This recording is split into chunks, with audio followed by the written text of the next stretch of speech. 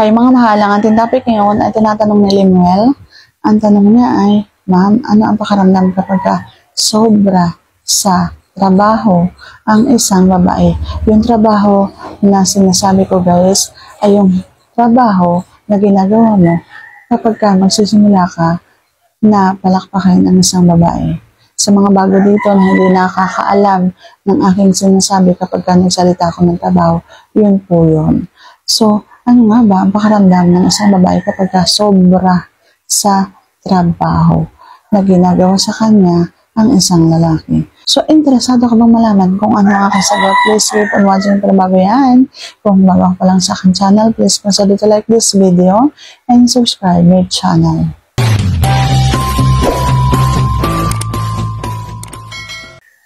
Ang pakaramdam kapag sobra sa trabaho ang isang babae ay naiinip, nauubos, unti-unting nawawala ang na nararamdaman. Kasi dapat kapag nagtatrabaho kayo sa isang babae o tinatrabaho nyo ang isang babae, dapat nandun lang kayo sa kalagitnaan. Hindi sobrang matagal, hindi rin naman sobrang mabilis. Dapat nandun lang kayo sa gitna. Dapat yung natatakaw na yung isang babae, yung ramdam niyo yung kumakapit na siya, parang sinasabi niya, ipasok mo na, yung sabik na siya, na ipasok mo. Ganon. Hindi dapat na sobrang matagal. Kailangan dadahan-dahanin mo, pero hindi kailangan matagal na matagal. Kasi nakakainip. Kapag halimbawa ako, kapag tinatrabaho ako, at matagal yung pagtatrabaho sa akin, oo, sa una, masarap. Pero habang tumatagal, parang nababagot ako. Naiinip ako. Ganun. Habang tumatagal, nauubos yung na nararamdaman ko. Oo, masarap nga. Masarap yung nararamdaman namin.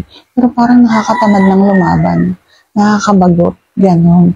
So, dapat kapag halimbawa tatrabahuin mo ang isang babae, hindi sobrang matagal, pero hindi sobrang mabilis.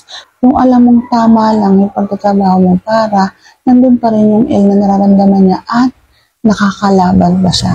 Kasi kapag halimbawang tinanggalan niyo ng sobra, napapansin niyo ba na malaban pa rin siya? Hindi niyo ba napapansin na nawala na yung sobrang init, nawala na yung habang nagsisimula kayo, lumalaban siya ng todo? Di ba wala? Kasi nga, nabawasan yung na nararamdaman niya. Kasi nga, nabagot na sa matagal mong pagtatrabaho sa katawan niya. Ganun po ang isang babae. Mahirap kanyang intindihin, pero kapag halimbawang nakuha mo na talaga yung kiliti namin, siguradong masarap yung magiging palakpakan. So, sana sagutin tama ng tanong. And if you like this video, please consider to like this video and subscribe my channel. Thank you for watching. See you on my next vlog.